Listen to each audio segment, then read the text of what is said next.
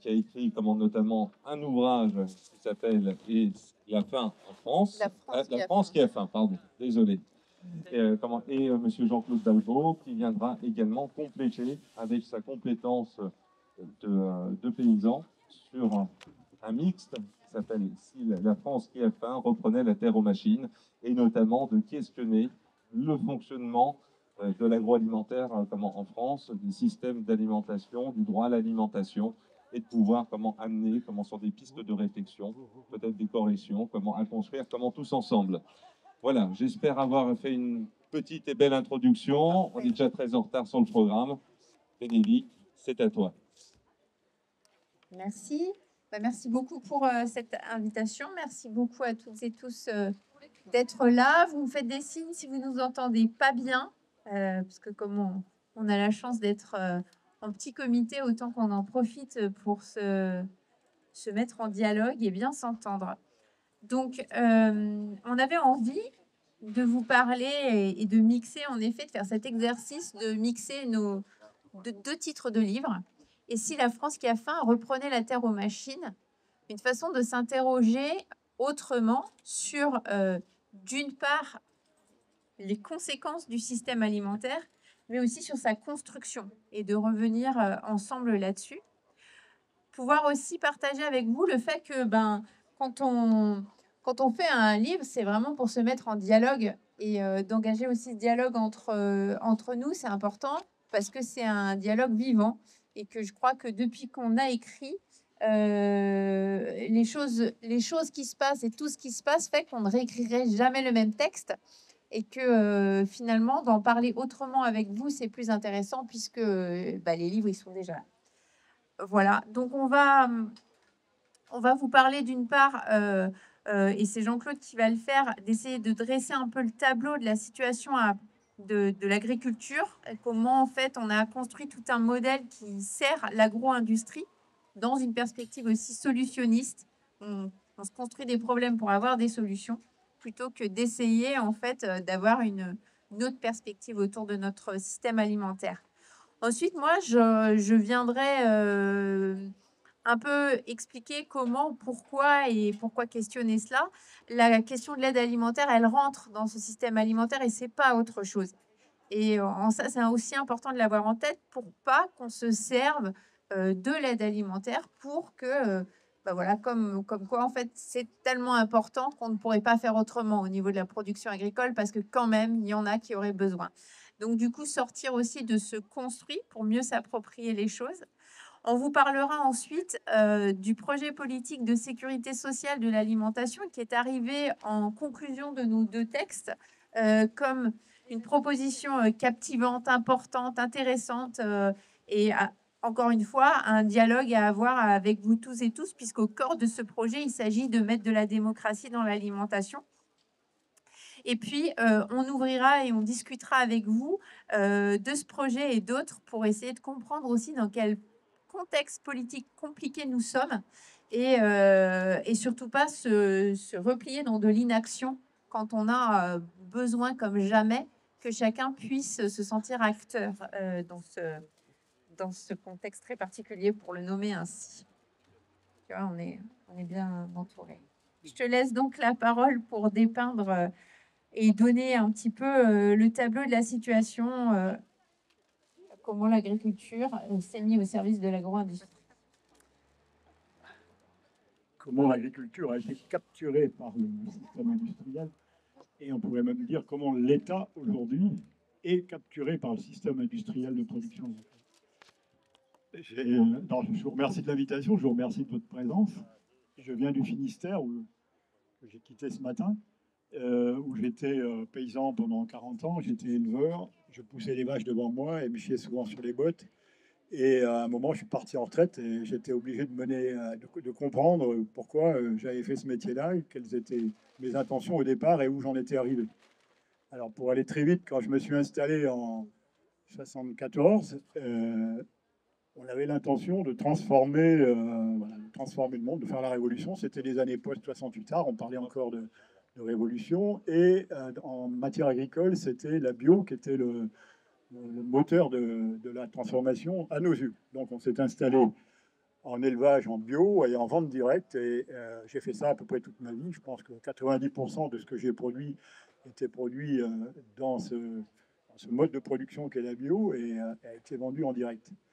Et à part ce métier qui est plus un état d'ailleurs qu'un métier, qui était déjà très prenant au bout d'une quinzaine d'années, quand j'étais capable de me dégager de l'emprise du métier, je me suis engagé, j'étais syndiqué à la Confédération paysanne parce qu'il faut être syndiqué, puis je me suis engagé dans le réseau CIVAM, qui est une organisation professionnelle agricole qui prônait la durabilité agricole.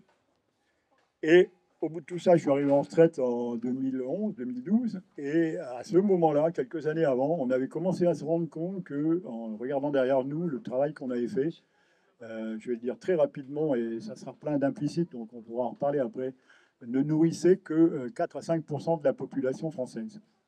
Et toujours les mêmes. En gros, je pouvais décrire, moi, et je me suis rendu compte que c'était le cas de tous mes camarades, je pouvais décrire très facilement, d'ailleurs je crois que je les ai à peu près en face de moi, les gens à qui je fournissais la nourriture. Et surtout, les gens que je ne voyais jamais, à qui je ne fournissais pas la nourriture. Et ça, c'est un constat qui a été très cruel, parce que quand on parle de durabilité agricole et s'apercevoir qu'on ne nourrit qu'une partie faible de la population, c'est pas très durable comme affaire. Donc ça a été la remise en cause au sein du réseau CIVAM, première organisation professionnelle agricole. Ah, ça s'est coupé, non, c'est bon. C'est première fois qu'une organisation professionnelle agricole s'est posé la question de l'alimentation. Qui mange et qui... là, moi, je veux bien essayer de parler sans micro, parce que là, ça a l'air d'être très erratique. Il y aura autre chose que la terre à reprendre aux machines, j'ai l'impression. Tu as coupé la parole. C'est coupé, c'est repris. Ouais, on va essayer de faire comme ça. Quand tu bouges Il ne faut pas trop près de la bouche. Voilà, on va essayer. Tu fais pop, pop, pop. On va faire du morse. Ouais, donc, pour une organisation professionnelle agricole qui se targue de durabilité agricole, reconnaître que son modèle de production, je vais le faire comme ça vous va? Oui, pas mal. Reconnaître que son modèle de production ne nourrit que 5 à 10% de la population, ça a été un choc terrible. D'ailleurs, il y a des gens du réseau CIVAM qui ne se sont toujours pas remis de l'affaire et qui n'acceptent pas qu'on voit les choses à partir de là. Sauf, bon, aujourd'hui, c'est quand même une minorité. Et toutes les organisations agricoles, syndicats et organisations de développement, plus la sphère autour de nous, que sont des organisations citoyennes comme Solidarité Paysan ou les AMAP ou d'autres que vous connaissez aussi bien que moi, qui sont regroupées dans un pôle qu'on appelle le pôle Impact. Toutes ces organisations-là, au fur et à mesure des années 2010, ont intégré cette question-là et parfois ont tenté d'y répondre avec beaucoup de difficultés. Donc ça a été le départ d'une recherche qui s'est étalée sur entre 2010 et 2018-2019 en gros. Constater que l'accès à l'alimentation en France était très difficile pour certains, voire impossible, et que l'agriculture avait quelque chose à y voir, que le mode de production agricole avait quelque chose à y voir. Ça, c'était plus difficile pour beaucoup d'entre nous de comprendre ça et de l'accepter. Parce qu'on s'est rendu compte que la seule réponse que l'État avait à cette difficulté d'accès à l'alimentation pour une partie importante de la population, 2008-2009, c'était 3,5 millions de personnes. On s'est rendu compte que la seule réponse que l'État avait, c'était l'aide alimentaire. Et que l'aide alimentaire, Bénédicte vous expliquera tout à l'heure jusqu'à quel... je pèse mes mots parce qu'il ne faut pas se tromper. L'aide alimentaire est violente. Ce ne sont pas les gens qui font l'aide alimentaire qui sont ça, mais Bénédicte rentrera dans le détail de ça. L'exercice d'être nourri par l'aide alimentaire est extrêmement violent. Nous avions eu première ambition d'améliorer l'aide alimentaire en y mettant ce qu'on sait faire, des circuits courts et de la bio. Et on s'est rendu compte qu'on doublait la violence, parfois, en faisant ça. Je vous expliquerai ça si ça vous intéresse plus tard. Toujours est-il que ce constat s'affirmant au fur et à mesure des années, on est arrivé d'ailleurs dès 2018 à 5 millions de personnes quasi quotidiennement à l'aide alimentaire et surtout apparaît dans les années 2010 ce qu'on appelle la précarité alimentaire. La précarité alimentaire, c'est l'incapacité de se nourrir, ou en tout cas les difficultés de budget qu'une partie de la population a, de se nourrir à partir entre le 15 et le 20 du mois. Et cette précarité alimentaire-là, elle est augmentée à mesure aussi qu'augmentait l'aide alimentaire. Et 2020, découverte par une enquête du Secours populaire de ce qu'on soupçonnait fortement, mais qui était bien plus grand qu'on ne l'imaginait, qui est l'insatisfaction alimentaire de la population française. À une enquête du Secours populaire, euh, près de 40% d'entre nous déclarent aujourd'hui ne pas se nourrir comme ils le souhaitent. Et cette insatisfaction alimentaire, bien sûr, elle va de ceux qui sont nourris à l'aide alimentaire, mais aussi elle va jusque ceux qui ont des revenus parfois suffisants pour se nourrir, semble-t-il, mais des vies qui ne le permettent pas de le faire. Et cette insatisfaction, elle vient évidemment augmenter l'insatisfaction liée au logement, à la santé, à l'éducation, etc. Et sur cette insatisfaction, on sait qui surfe là-dessus. Donc pour nous, paysans, réseau paysan, il a été de première importance tout d'un coup de faire face à cette question-là, parce que c'est une question éminemment politique. Et c'est à ce compte-là qu'au bout de quelques années de réflexion, on en est arrivé à formuler des propositions politiques, dont la sécurité sociale de l'alimentation est une des propositions qu'on formule dans un collectif. Il n'y a pas évidemment, loin de là, que le réseau CIBAM de concernés. Le deuxième endroit d'où on a commencé avec d'autres à penser ça, qui me concerne moi en tout cas, c'est l'Atelier Paysan, qui est une coopérative d'autoconstruction de matériel agricole, qui est donc une organisation agricole professionnelle, qui propose à ses adhérents de fabriquer le matériel agricole soi-même, de l'entretenir et de l'adapter aux pratiques nouvelles que nous voulions développer, notamment en maraîchage, mais aussi de plus en plus en élevage. D'un côté, on constate que l'agriculture ne nourrit plus les Français, sauf par l'aide alimentaire, que l'aide alimentaire, mais ça je laisse Bénédicte le dire, est devenue un élément du modèle de production agricole, dont le modèle de production agricole ne peut pas se passer.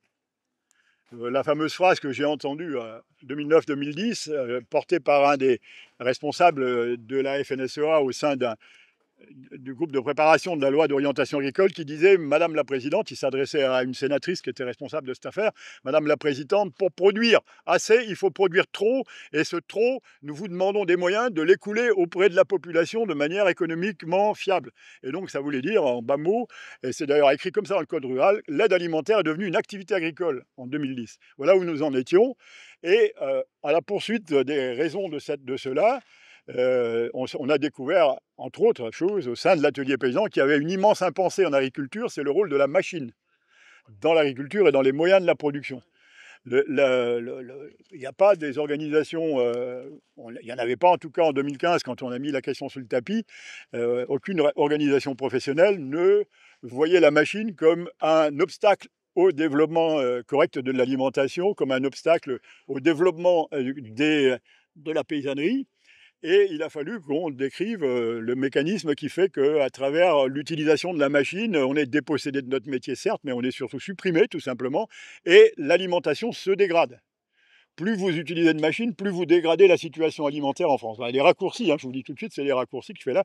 On a écrit un bouquin pendant le confinement, donc c'est 2020, toute l'année 2020, qui s'appelle « Reprendre la terre aux machines », qui, à notre grande surprise, a connu un succès de librairie assez étonnant, il faut reconnaître qu'on ne s'y attendait pas, parce qu'on pensait que cette question ne concernait personne, et qui nous a amené à faire beaucoup d'interventions en France pour expliquer aux uns et aux autres comment on pouvait le voir, et de fait aussi à mettre en place des formations de plusieurs jours dans des endroits où nous étions demandés, dans des départements ou dans des parties de départements, on se déplaçait pour animer des formations, là à peu près comme on est là, une trentaine, une quarantaine, mais parfois jusqu'à 100 ou 120 personnes, en provenance de tout ce qu'on appelle l'environnement gauchiste agricole. Ça va de la Confédération paysanne jusqu'aux AMAP, je vous le décrivais tout à l'heure, en passant par les... je vais les oublier, donc je ne vais pas commencer à les nommer, mais la FADEA, en fait, je vous les nomme, vous ne les connaissez pas tous. Si, tu n'as pas les acronymes. On se connaît tous, on a tous fréquenté tout ce qu'on appelle les alternatives en agriculture, soit dans le mode de production, soit dans le mode alimentaire. Voilà, on se connaît tous, on n'est pas si nombreux que ça, il reste très peu de paysans, et très peu de paysans encore moins, bien sûr, engagés dans ces voies-là. on se connaît tous.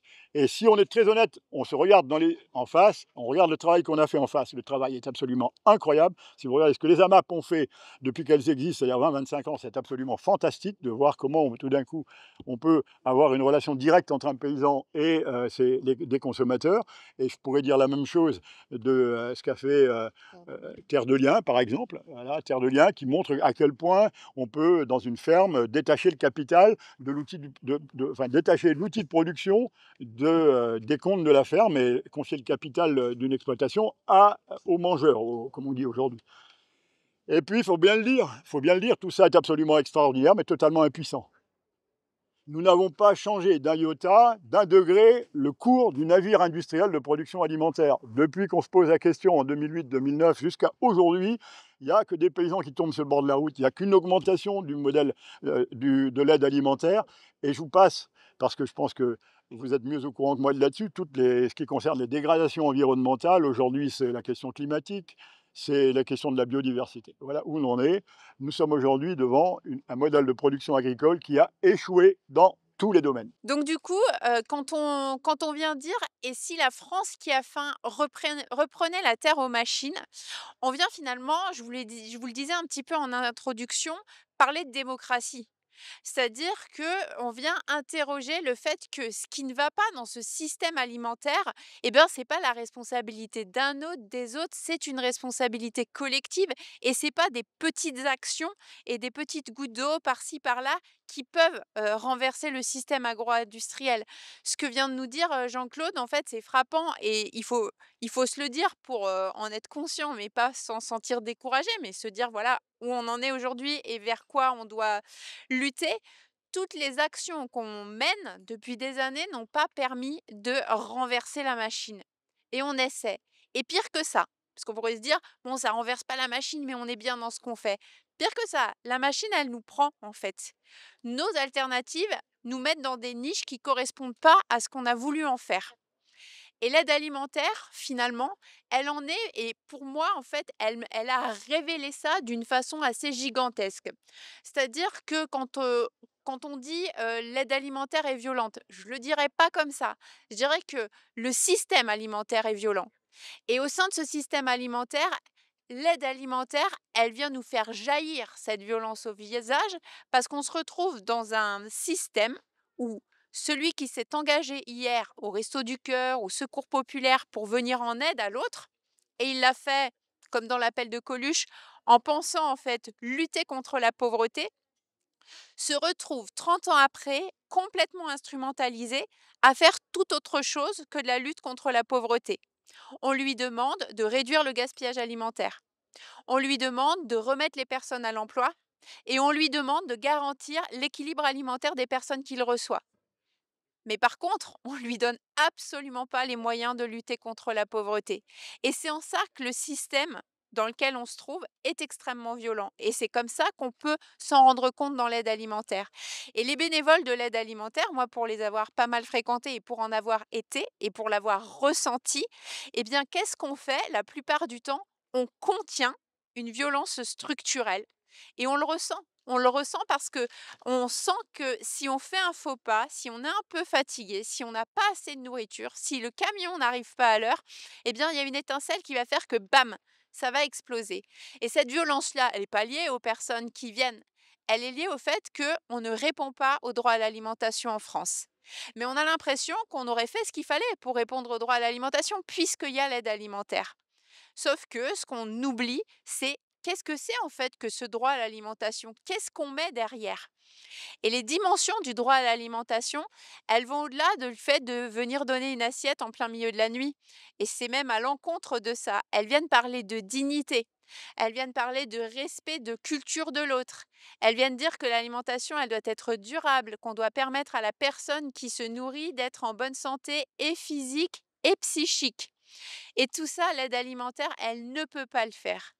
Et je ne critique absolument pas les acteurs, les personnes qui s'engagent dans l'aide alimentaire. Bien au contraire, je leur tire mon chapeau parce que je suis bien consciente que grâce à eux et à elles, on n'a pas des émeutes de la faim, on n'a pas de pillage, on n'a pas de vol avec violence. Et donc, ils participent de cette pacification. Mais quand on vient parler de violence et de pacification, et quand je le fais, c'est aussi pour souligner quelque chose et un ressenti. On n'est pas dans une société en paix. Pas du tout. Et l'alimentation, elle est un combat et on livre bataille en permanence. Et ce combat-là qu'on mène, c'est important aussi de savoir quand on n'a pas les bonnes armes pour pouvoir le gagner. Et c'est important aussi de se dire qu'on est dans cette lutte et qu'on essaye de conquérir quelque chose pour pas se retrouver dans autre chose. Quand, finalement le président des Restos du Cœur, l'année dernière en septembre, donc il y a à peu près un an, vient dire, «Si, on n'a pas des moyens supplémentaires, on va mettre la clé sous la porte». Et ben, à travers ce message, il nous donne plein d'informations sur ce qu'est l'aide alimentaire. Il vient nous dire que, l'aide alimentaire, ce sont des héros qui s'engagent et qui se plaignent pas beaucoup. Et que en fait, là, ils en peuvent plus. Et quand un héros commence à se plaindre, c'est quand même très, très mauvais signe. Et l'autre chose qui nous est dit de manière moins directe, c'est que ces personnes qu'on nous a demandé d'applaudir en 2019, eh bien, on est en train de les sacrifier. Et là aussi, c'est une autre indication comme quoi on est dans une pacification et non pas dans une société en paix. Et que le rôle du héros, en fait, dans toute société, bah, c'est ce sacrifice-là. Donc c'est important pour moi d'arriver à comprendre comment il y a eu un glissement au niveau des acteurs de l'aide alimentaire. On ne leur a pas donné les moyens et on ne leur donne pas les moyens de lutter contre la pauvreté et donc d'être dans cette perspective de justice sociale et de mise en œuvre du droit à l'alimentation. Et du coup, on est dans cette instrumentalisation de leur corps et de nos corps. Et la meilleure illustration que j'ai de ce mécanisme-là, c'est finalement la manière dont on va considérer le gaspillage alimentaire. Guillaume Garot, un peu avant 2016, date de la mise en place de la loi contre le gaspillage alimentaire, trouve, et il n'est pas le seul, hein, que quand même c'est dommage de jeter autant de nourriture alors qu'on a tant de personnes qui en auraient besoin. Donc, face à deux problèmes, pour lui, il y a une solution toute simple, proposer cette nourriture-là aux personnes. Sauf que là, il y a des impensés en fait. Quel est le contenu de cette nourriture et surtout, que veulent les personnes? Les personnes en aucun cas n'ont envie de dépendre, de ce que d'autres n'ont pas voulu et de ce gaspillage. Jean-Claude nous l'a dit, en fait, pour produire assez, il faut produire trop et ce trop, en fait, il devient un problème, il devient cette abondance, qu'on ne sait pas gérer et on va avoir besoin de pauvres pour pouvoir les écouler. Avant 2016, globalement, un supermarché qui a des déchets alimentaires, il doit payer pour leur destruction. Donc ça lui coûte de l'argent. Après 2016, après la mise en œuvre de la loi de lutte contre le gaspillage alimentaire pour éviter des destructions de produits avec de la javélisation, etc., on va récompenser et encourager le supermarché à donner aux associations et donc il va percevoir une défiscalisation à hauteur de 60% des produits qu'il donne. Donc vous voyez, là où il payait hier, eh ben, il va être avantagé le lendemain. Toute la charge de venir chercher les produits et de les transporter dans des conditions sanitaires acceptables repose sur les structures associatives, à qui on ne va pas accorder de moyens supplémentaires. Donc là, on est vraiment dans un schéma gagnant-gagnant pour les supermarchés. Et au début, ça va être un tabou au niveau des structures de l'aide alimentaire qui n'osent pas dire que quand même, depuis la mise en œuvre de cette loi, eh ben, c'est beaucoup moins bien qu'avant. Avant cette loi, quand, je faisais les distributions alimentaires avec les restos, ce qu'on avait eu à la ramasse, c'était des plus à mettre dans le panier. Et c'était pas encore périmé, il y avait quelques jours. Donc on avait des yaourts, du poulet, des pizzas. Alors pas la même chose pour tout le monde, mais quand les personnes venaient au centre de distribution et faisaient leur petit tour, ils avaient une banque fraîche dans laquelle ils pouvaient choisir des produits qui leur faisaient plaisir. Ces produits, ils ont été captés par la naissance de toutes les startups type Phoenix, etc., Too Good To Go, toutes ces structures hyper bien organisées pour réagir très vite, prendre ces produits et permettre aux supermarchés finalement un débarrassage beaucoup plus rapide que ces pauvres acteurs de l'aide alimentaire qui ne sont que des bénévoles et qui réagissent jamais assez vite. Et donc on va avoir une perte en qualité des aliments au sein de l'aide alimentaire. Et ça, c'est quand même, quelque chose qui, voilà, qui était, de l'ordre d'un tabou, qui a été, renseigné et évalué par l'ADEME l'année dernière et qui est venu nous dire que 16% des produits qui étaient redonnés et défiscalisés, eh bien, finalement, étaient jetés directement par les structures de l'aide alimentaire, parce qu'ils ne peuvent être donnés. Au début, les différentes assos, elles n'osaient pas communiquer là-dessus, parce qu'elles disaient, à partir du moment où on va dire qu'on jette, les personnes vont plus vouloir nous donner, parce qu'ils vont croire qu'on gère mal.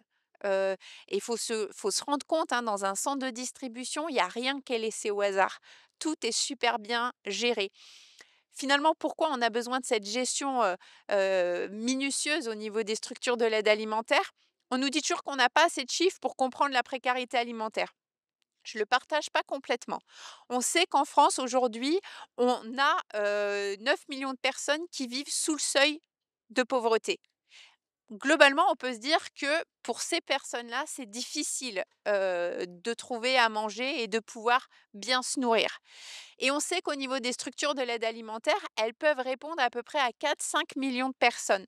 Donc on a à peu près la moitié de personnes qui se retrouvent en situation de non-recours, donc qui n'ont pas accès à l'aide alimentaire et qui doivent se débrouiller autrement. Quand je vous dis ça, c'est pour que vous puissiez mesurer la tension au sein des structures de l'aide alimentaire de devoir refuser des personnes qui en ont réellement besoin, parce que tout le monde en a besoin. Et on demande à ces bénévoles de trier les pauvres parmi les pauvres. Et c'est là, finalement, pour moi, toutes ces illustrations d'un système alimentaire complètement fou.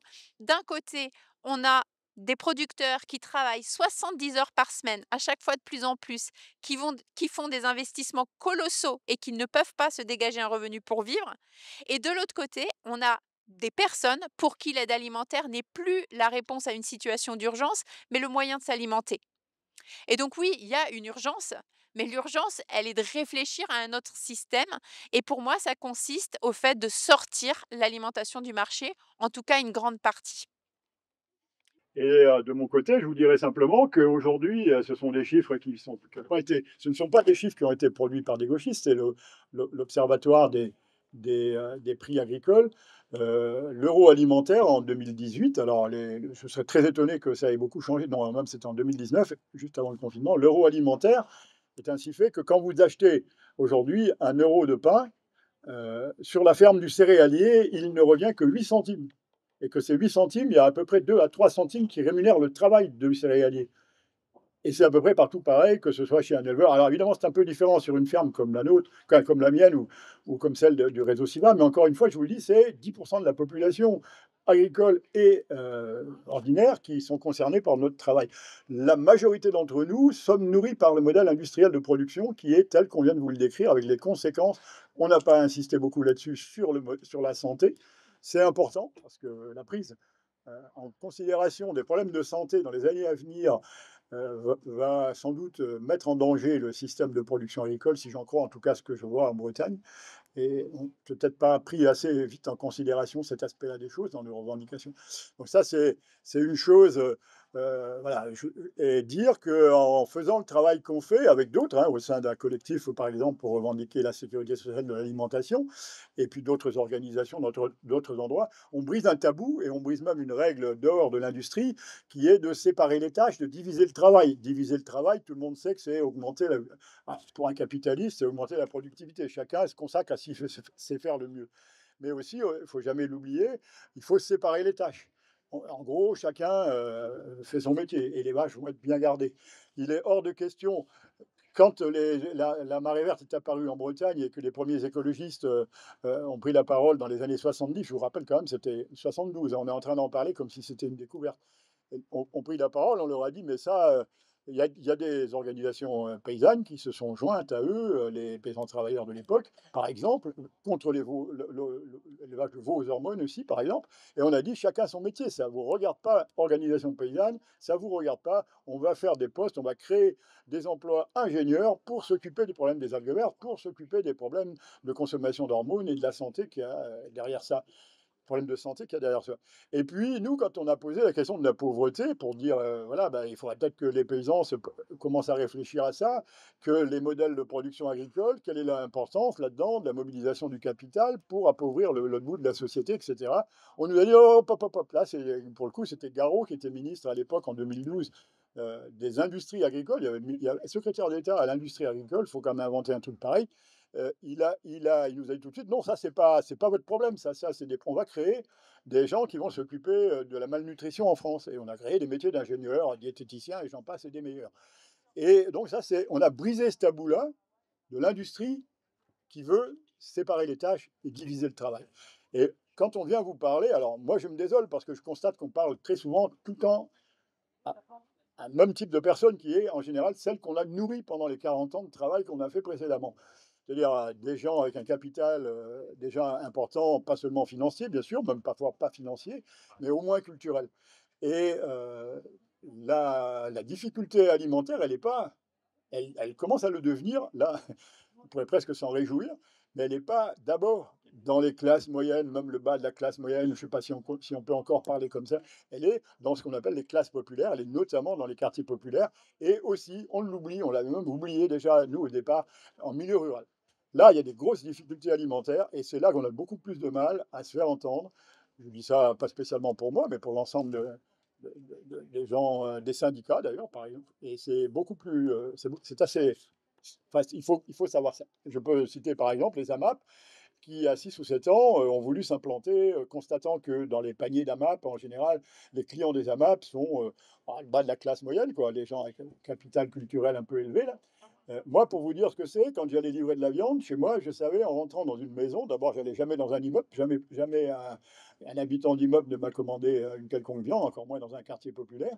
Je suis allé dans une maison, en général un pavillon, avec une voiture à peu près récente, de moins de 5 ans. Je rentrais dans la maison et j'étais sûr de trouver le Monde diplomatique ou bien, comment ça s'appelle le journal, le programme de télévision, un peu Télérama. Voilà, ben oui, oui, on est au courant, tout le monde sait bien. Oui. Et voilà, on savait, voilà, on a cette fiche description des gens qu'on nourrit, avec quelques exceptions de chaque côté, bien sûr, il ne faut pas se leurrer. Mais ça c'est un vrai problème. Et les AMAP, donc, je disais, ben, on va changer ça, on va s'installer au pied des tours et on va vendre, on va mettre à disposition notre service auprès des populations, des quartiers populaires. Et ça n'a jamais marché. Donc il y a vraiment quelque chose de fond. Et c'est pour ça que là, du coup, on s'est dit, ce que vient d'affirmer Bénédicte, il faut se sortir de ce système industriel qui n'est rien moins qu'un système capitaliste. C'est le capital, c'est l'accumulation du capital. Si mon travail ne m'est rémunéré que 2% du prix de l'alimentation, c'est bien que quelqu'un a pompé le pognon. Et ce n'est pas le marchand, et ce n'est pas le consommateur de pain, et c'est même probablement pas vraiment le boulanger, en tout cas ça c'est sûr, qui a pris le pognon. Le pognon, il est chez des capitalistes. Il y a une bourgeoisie agricole, certes, mais il y a surtout une bourgeoisie agro-industrielle qui a accumulé un fric absolument conséquent de vos impôts et des miens aussi d'ailleurs, et de mon travail et de mes impôts, et qu'il va falloir faire payer.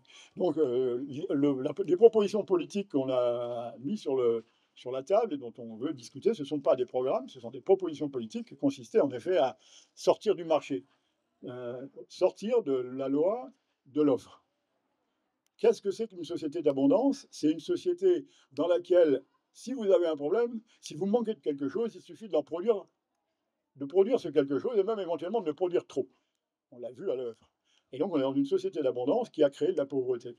Et si on se mettait à réfléchir le problème du côté de la demande, et si tout d'un coup on formulait la demande alimentaire, c'est-à-dire que veut manger l'ensemble de la population française, et partir de là pour la satisfaire, eh bien, c'est comme ça aujourd'hui qu'on propose la socialisation de l'alimentation et de l'agriculture, les moyens de la produire, cette alimentation, je vous fais rapidement, puis après sur la sécurité sociale de l'alimentation, on insistera un peu, par au moins 4 voies identifiées, mais rien n'empêchera d'en trouver d'autres. Une qui est le changement de statut du producteur, parce qu'il y a 50% d'entre nous qui sont propriétaires de leurs exploitations. C'était mon cas moi, et je sais ce que ça coûte. Et du coup, d'ailleurs, bon, ça serait long à expliquer, mais c'est ce qu'on dit d'un paysan qui travaille toute sa vie pauvrement et qui part en retraite quand il a la chance d'y arriver et qu'il est riche.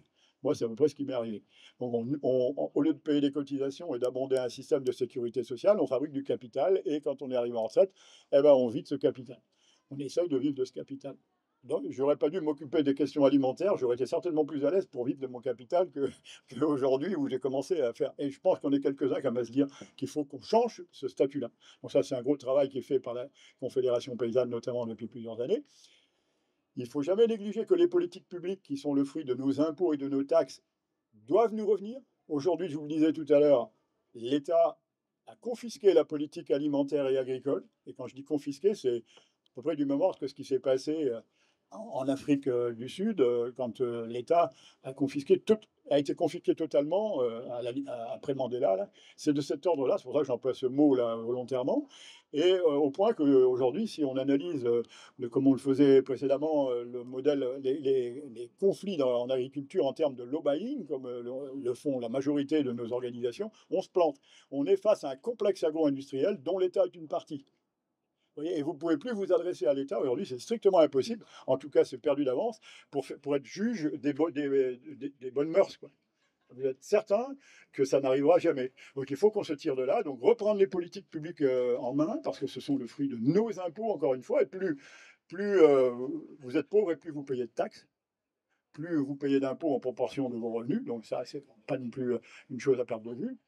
Une politique publique à reprendre en main, ça peut être, par exemple, dans l'enseignement, vous êtes obligé, quand vous créez une école aujourd'hui, de mettre dans les emplois du temps des horaires de sport et de créer un équipement pour que les horaires de sport puissent y passer. Ça n'est jamais mieux à l'idée de personne d'avoir obligatoirement dans un programme scolaire de la maternelle jusqu'à l'université un enseignement sur la nourriture et l'agriculture, avec l'obligation d'avoir un terrain d'application dans une école. Ça relève d'une mairie, d'un conseil général, d'un conseil régional et éventuellement de l'État si on y arrive à remettre la main là-dessus. Donc ça, c'est une politique publique à base de nos taxes et de nos impôts. Il y a une troisième voie, celle sur laquelle on va insister maintenant, qui sera appuyée sur nos cotisations, sur des cotisations, c'est-à-dire que là, on revient dans ce qu'on appelle la démocratie directe. La démocratie, donc c'est la mise en sécurité sociale de la question alimentaire, de l'alimentation. Là, je vais laisser Bénédicte s'expliquer. Et n'oublions jamais qu'il y a une troisième voie dont il faut qu'on se revendique absolument, c'est parce que l'industrie a aussi comme conséquence, c'est de nous séparer des ressources. Plus personne d'entre nous ici ne sait construire une maison, ne sait même comment sa maison est construite, ne sait se nourrir, ne sait même comment sa nourriture est produite. Et donc, il y a beaucoup d'entre nous qui souhaiteraient et qui gagneraient beaucoup à produire tout ou partie de leur nourriture. Eh bien, il faut se bâtir des modes de subsistance. Ce n'est qu'à ce compte-là qu'une grande partie de la population française prenne à son compte la construction de sa nourriture, la production de sa nourriture. Et je sais que voilà, c'est de l'utopie, c'est de l'utopie. Alors, ce qui est de l'utopie, c'est le modèle industriel actuel. Parce que celui-là est en train de nous rendre malades et il est en train de perturber sérieusement nos conditions d'existence sur Terre. L'utopie, peut-être. L'utopie, c'est aussi le modèle des castors après la guerre. La construction, par exemple, à Brest, d'une ville que je connais bien, mais ailleurs en France, j'en ai rencontré, de plus de 2 ou 3 000 logements par les gens eux-mêmes, par les personnes concernées qui se sont, pendant plusieurs années, ça a duré 3-4 ans, emparées de la construction à titre associatif et ont construit leur maison. Pourquoi demain, nous ne pourrions pas revendiquer, et d'ailleurs, c'est pas pourquoi, c'est comment demain nous allons revendiquer la possibilité de produire notre nourriture. Ouais, alors, si, parce que je pense que Bénédicte va insister là-dessus, mais je veux dire, le dire avant qu'elle le dise elle. Notre choix à nous de proposition de renversement du système capitaliste industriel agricole, il est basé sur une démocratie en connaissance de cause. Je pense qu'aucun d'entre nous ne veut manger, et encore moins donner à son enfant une nourriture telle qu'elle contiendrait des pesticides ou des perturbateurs endocriniens. Je ne connais personne qui se lève dans une salle pour dire si je veux ça pour mon gosse, et même je veux ça pour moi, personne. Donc, je pense que rassembler en, comment vous disiez tout à l'heure, convention citoyenne, comme on a pu l'être, nous avons pu l'être escroqués d'ailleurs, sur le climat, je pense que plus localement, plus démocratiquement rassemblés en convention citoyenne, nous allons formuler la nourriture que nous voulons manger et peut-être nous doter des moyens qu'il faut pour la produire. Mais il faudra le faire en connaissance de cause. Et encore une phrase, en connaissance de cause, ça veut dire que si demain vous me demandez mon avis, rassemblé en collectivité comme ça, et me dirait, je veux être nourri en bio, 60 millions de Français nourris en bio, aujourd'hui, ce n'est pas possible. Je vous le répète pour que vous ayez bien compris que je n'ai pas ajouté une négation. 65 millions, même je crois qu'on est, nourris en bio aujourd'hui, ce n'est pas possible. Parce que les pesticides et les perturbateurs endocriniens et autres sont des machines qui ont remplacé le travail vivant. Et que si on veut se passer de ces pesticides, eh bien, il faudra reprendre la terre aux machines, il faudra retourner trouver le travail vivant. Et ça, c'est pas de mal à rien. Alors arrêtons de nous mentir, arrêtons de dire il est possible de nourrir la population. Moi, je vous dis ça, je suis de ceux qui ont créé la bio. Hein. Je vous le dis comme ça, clairement. Arrêtons de mentir aux Français en disant qu'on peut les nourrir aujourd'hui en bio. Ça, c'est pas possible. Ça sera possible dans 15 ans si une partie de la population va remplacer les pesticides en allant travailler. Voilà ce que je pouvais vous dire. Et je laisse Bénédicte continuer. Bah, après, ça serait tentant de dérouler tout ce qu'on connaît et de s'enflammer sur ce projet politique de sécurité sociale de l'alimentation. Mais peut-être comme vous êtes beaucoup, je crois, à déjà en avoir entendu parler, eh ben, je vais vous donner la parole pour qu'on puisse ensemble se dire, mais en fait, c'est quoi ce projet de sécurité sociale de l'alimentation? Donc voilà, partons de là, et comme ça nous permettra d'avoir du temps pour dialoguer. N'hésitez pas à vous saisir de ce que vous vivez sur le terrain. Quel humour. Ouais, dévastateur. Alors, tiens, Jérôme, tu vas commencer à prendre la parole et on peut toujours... Vous voyez une description de la SSA? Allons-y. Ouais. Ou d'une chose qui, toi, te semble importante dans la SSA, et comme ça, d'autres complètent exactement comme tu veux.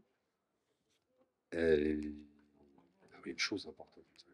J'avais 14 questions à vous poser. Donc, la SSA, je trouve important de mutualiser. En fait, je pense que c'est ça qui est le plus intéressant, de reprendre l'esprit de la sécurité sociale et d'arrêter d'individualiser, parce que je pense qu'à peu près tout ce que vous avez décrit, quand on va à la racine, on arrive toujours à ça, c'est pousser l'individualisation.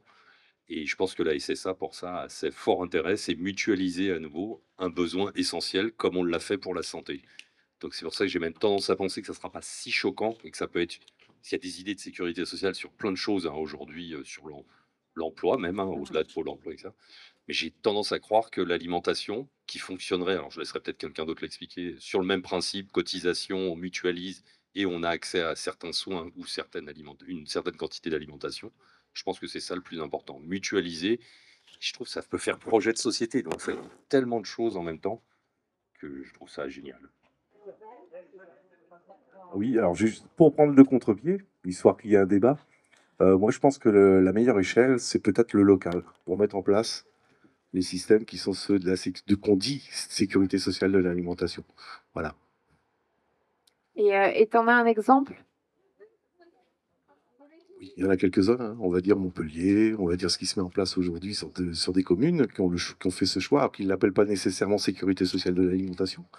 Il y a Mouansartou, enfin voilà, il y a une liste quand même de communes qui sont déjà en train de travailler sur cette question. Merci. Je vais rebondir immédiatement. Hein. Bon, je vais laisser l'opportunité à une autre personne. Est-ce que quelqu'un souhaiterait rebondir? Ah, des volontaires, des volontaires.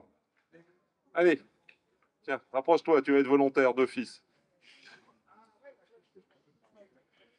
J'ai plus de questions en fait que de comment dire de prescription ou de description de la SSA. Moi, j'ai comme modèle comme référentiel celui de la sécurité sociale et de la cotisation sur la base d'un modèle économique du salariat, etc. Donc, ce qui m'intéresserait de comprendre, c'est comment vous voyez en fait le modèle économique de la SSA. On parlait tout à l'heure de l'aide alimentaire. Alors, j'ai bien compris que c'était beaucoup plus complexe que ça n'en avait l'air. Mais il y a quelque chose qui est lié comment dire, au don. Et je voulais savoir si voilà, le modèle de la SSA reposait plutôt sur un modèle économique, faisait appel aux dons. On a parlé de mutualisation. Enfin, il y a plein de choses qui peuvent la composer. Et c'est ça ça fait partie des questions que j'aimerais vous poser. Voilà. Alors là, c'est moi qui rebondis de suite, et je vais mettre la casquette de l'anthropologue et vous dire ça avec un marteau. C'est un enseignement de Mauss. Le don ne peut pas la justice. Si on rétablit un système qu'on va baser sur le don, on aura autre chose, hein. Ça s'appelle la charité, par exemple. Mais on ne va pas permettre aux personnes de pouvoir arriver à l'expression de leurs droits pleins et entiers, parce que le don ne peut pas la justice. Et du coup, ça, c'est important parce que dans ces premiers dévoiements qu'on peut avoir du projet de sécurité sociale de l'alimentation, et je pense que c'est pas lié au hasard, tu as dit la sociale et non pas la sécurité sociale. Donc, c'est vraiment ce projet qui va s'inspirer et je pense que ce sera bien explicité dans la conférence ensuite, mais il s'inspire de la sociale, ce qui a précédé finalement la sécurité sociale, quand elle est sortie de l'esprit des résistants. Et moi, je trouve que c'est important de se replonger dans cette histoire parce qu'on était dans un moment pas facile. Et en fait, ils ont réussi malgré tout à créer quelque chose d'assez fantastique dont on bénéficie encore tous aujourd'hui et finalement, quand on leur disait: «Ouais, c'est impossible, comment vous allez faire ça? Quel va être le fonctionnement économique?» Mais heureusement qu'ils ne se sont pas arrêtés là et qu'ils ont foncé et qu'ils l'ont et ça, je pense que Bernard Friot le dit à chaque fois et c'est important et qu'ils l'ont conquis. Aujourd'hui, le projet dont on vous parle et ben, c'est pas du clé en main et finalement, quand, on vous laisse, la parole comme ça à un moment donné, oui, c'est un peu vertigineux parce que c'est un gros truc et c'est pas nous qui avons les réponses. Nous, on peut vous partager comment on en arrive à penser que c'est un projet important à porter à plusieurs, mais on peut pas du tout vous dire comment ça va fonctionner et en effet, il y a une dimension locale qui est importante. C'est chaque territoire qui va s'auto-organiser et qui va prendre en charge ses propres contraintes. Et ce qui est assez fantastique dans toutes les expérimentations qu'il y a autour de la sécurité sociale de l'alimentation aujourd'hui en France, c'est qu'il y a des expérimentations de caisse, il y a des expérimentations autour de la démocratie, il y a des expérimentations autour du transfert monétaire. On vient tester plein de choses. Mais le plus important, en fait, à chaque fois, c'est comment, pour les personnes, ça vient changer leur quotidien et venir se dire: «Mais en fait, ce truc-là, il m'appartient. On ne peut pas me déposséder de ça» et de se dire que finalement, l'alimentation, c'est une jolie porte d'entrée à la démocratie dans les autres composantes de nos vies où, là encore une fois et aujourd'hui, c'est tellement, c'est tellement facile de le dire, elle est malmenée cette démocratie. C'est-à-dire qu'on peut, se déplacer, aller voter pour quelque chose et avoir, quelques semaines après, complètement autre chose. Et moi, en fait, cet épisode qu'on vient de vivre, il me ramène aussi, il me permet, de vous laisser ça aussi à réfléchir. Il me ramène, au bouquin de Paul Veyne, Le pain et le cirque. Il parlait des évergettes et donc de ce don ostentatoire qu'on fait dans la Rome antique, pour mieux asseoir sa domination sur l'autre. Et je trouve que ce qui s'est passé cet été, à Paris, en région parisienne, autour, des Jeux olympiques, c'était fantastique. Alors on entend ça partout, c'était fantastique, on a créé du lien, on a créé du commun. Ouais, avant il y avait eu une dissolution, les «pauvres» entre guillemets, je ne sais pas comment appeler, les personnes en fait, qui, qui sont dans des situations, très difficiles en région parisienne, ont été jetées un peu n'importe où. Il y a eu vraiment des plans pour faire la ville belle et en fait tout ça et ben, c'est complètement masqué. Donc il y a cette idée en fait, en de du dans le pain et le cirque de, ben, voilà, via des aides, via la charité, on va donner, un peu, pas trop, hein, parce que Bernard Arnault, il peut dégainer en fait 100 millions pour, ou 200 millions, je sais plus, pour Notre-Dame, mais si c'est les plus précaires, c'est juste 10 millions, hein, c'est pas non plus. Donc ça aussi, il faut avoir en tête en économie d'échelle. Et là, en fait, le projet dont on parle, c'est pour sortir de toutes ces logiques-là où il y a des très riches, où il y a des personnes qui sont à la tête d'un État qui pourraient décider à notre place. Le projet de sécurité sociale de l'alimentation, on peut rentrer dans les détails, mais il est surtout construit sur le fait de récupérer un outil qui n'appartiendra pas à l'État. C'est nous-mêmes qui devons gouverner. Et ce nous, en fait, plein et entier, c'est pas moi, c'est vous tous. C'est-à-dire, vous avez votre place, on vous attend, c'est votre voix, c'est celle-là qui compte. Et c'est pas quelqu'un d'autre qui doit prendre en main le choix de ce qui rentre dans nos assiettes et qui va faire ce corps social. Et on l'oublie, ce corps social, mais finalement, c'est pas innocent parce que si on ne partage plus la même chose, la même alimentation à table, qu'on n'en a pas parlé ensemble, bah, évidemment qu'on va être dans cette société de classe où la nourriture, elle devient ce marqueur de classe. Donc on est dans ce projet en fait complètement systémique qui vient permettre de rétablir du lien, du liant pour penser en fait le rôle de la politique de manière très très différente. Ouais, tout à l'heure, vous avez parlé qu'il fallait, voir aussi les autres, lieux de vie, en fait et du coup, moi, je me posais la question par rapport au travail, en fait. Il va falloir qu'on revoie notre rapport au travail parce qu'il faut faut des semaines à moins de jours pour pouvoir avoir le temps de faire pousser nos fruits et légumes, quoi. Merci. Alors, c'est peut-être une question qui est à cheval entre les deux moments, là, celui de maintenant et celui qui suit, mais puisque la question de la sécurité sociale alimentaire a été posée, moi, c'est une question un peu de fond qui me travaille, on va dire. Euh, c'est, de ce que j'en comprends, la sécurité sociale de l'après-guerre, elle s'est construite dans un moment où s'établit une forme de compromis politique autour de l'acceptation d'un modèle de production industrielle, productiviste, en contrepartie de quoi l'État et au-delà de l'État, on imagine des formes de contrepartie, on prend en charge mieux la santé, on prend en charge mieux tout un tas de fonctions. Alors c'est là où je, je suis très sensible au fait que justement le projet est à construire et est à définir dans des formes qui invitent chacun à s'y investir.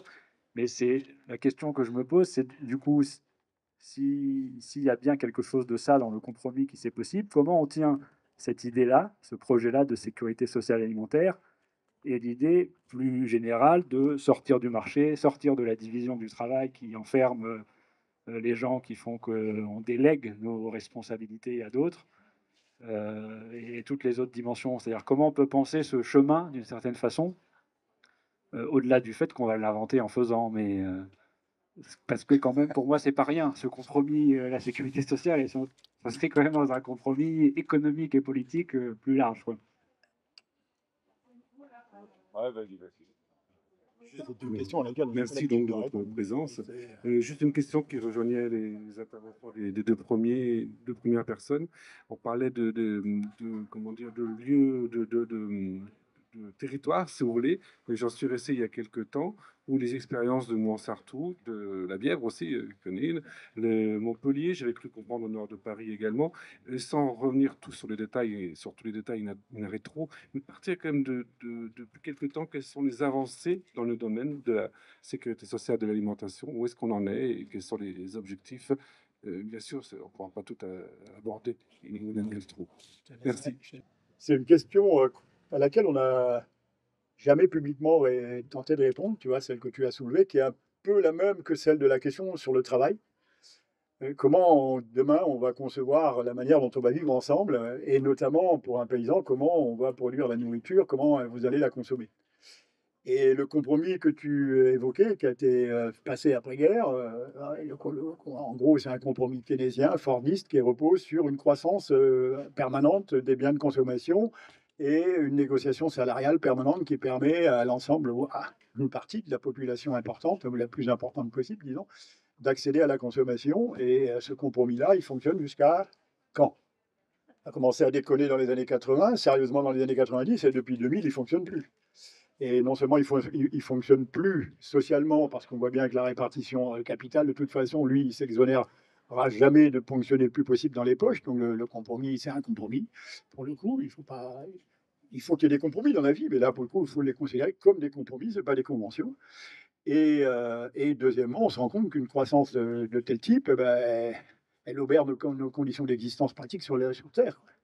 Et qu'en se donnant comme objectif de consommer le plus possible avec des salaires les plus importants possibles, on va finir par se priver des capacités de produire sa nourriture. Alors, ça veut dire quoi? Qu'il faut arrêter de demander des salaires?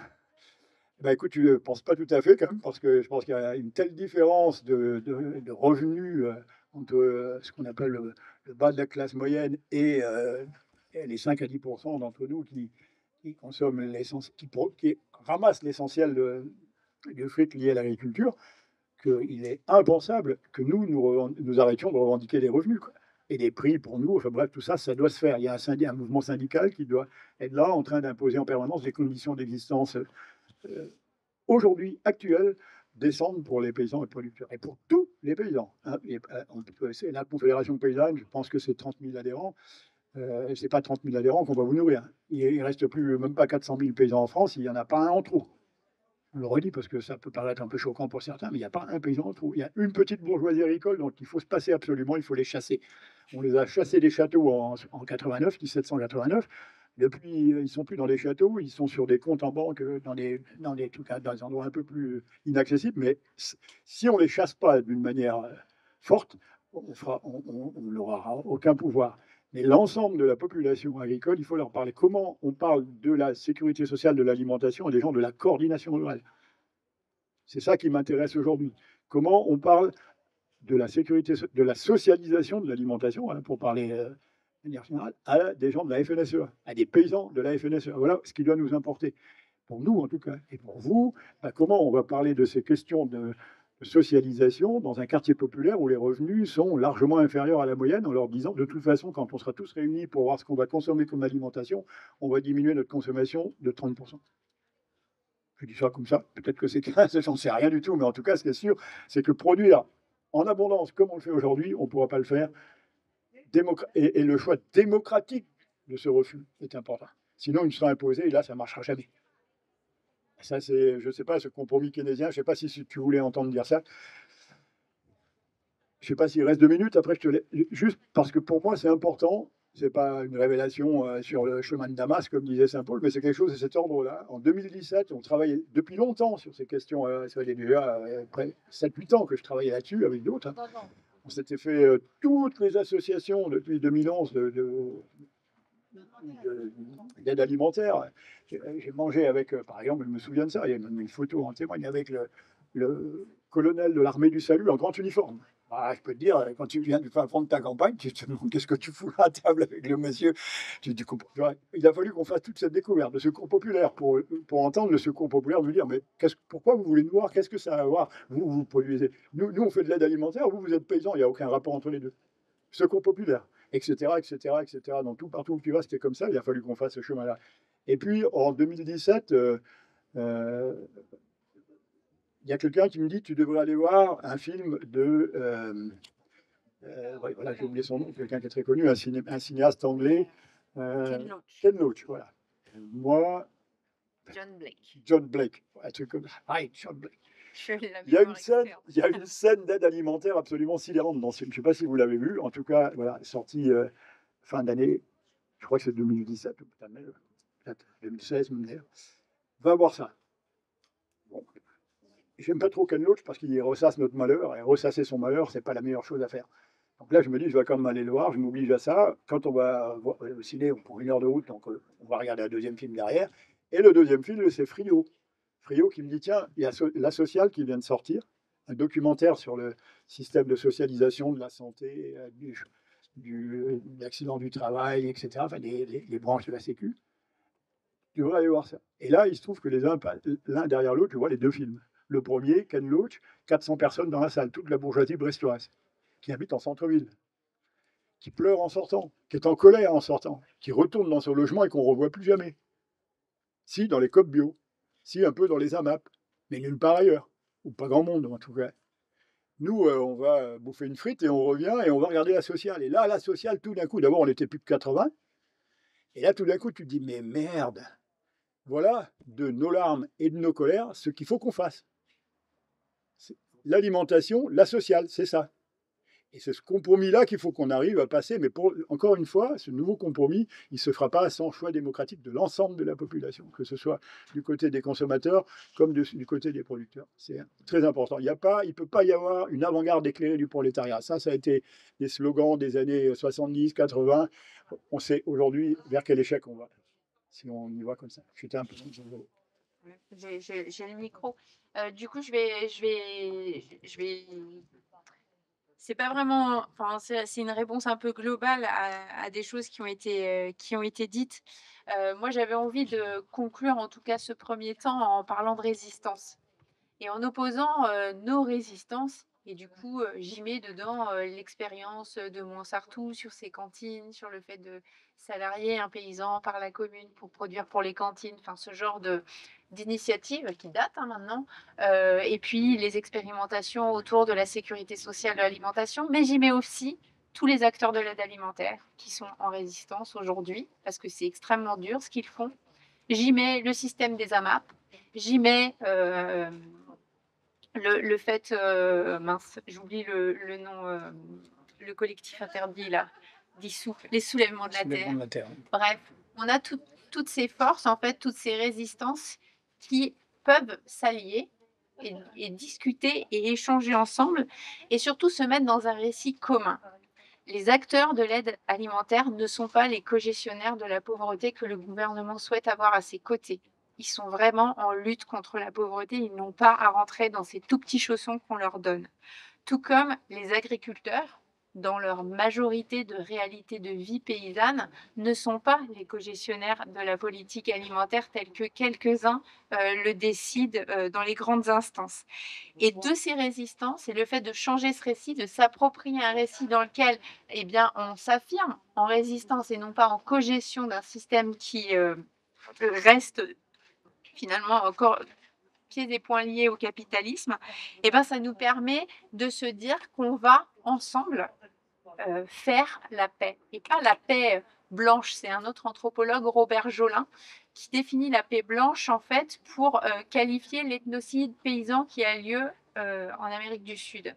Pour dire qu'en fait, on parle de paix dans cette zone-là à un moment donné où tout a été pillé, où on a complètement tué leur culture, on s'en est allé en changeant complètement leur façon de vivre et on dit que c'est en paix, mais à quel prix et de quelle manière et finalement, eux ont-ils eu le sentiment à un moment donné d'être en paix sur ce qu'ils n'avaient pas défini comme règle du jeu.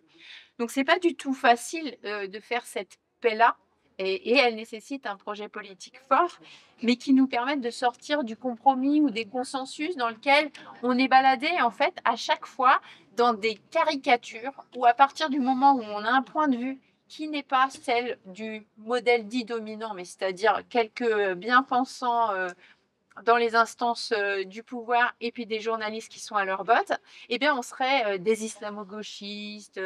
Voilà, on n'a plus voix au chapitre, on est tout de suite délégitimé à partir du moment où on est juste en train de prendre position pour quelque chose de juste.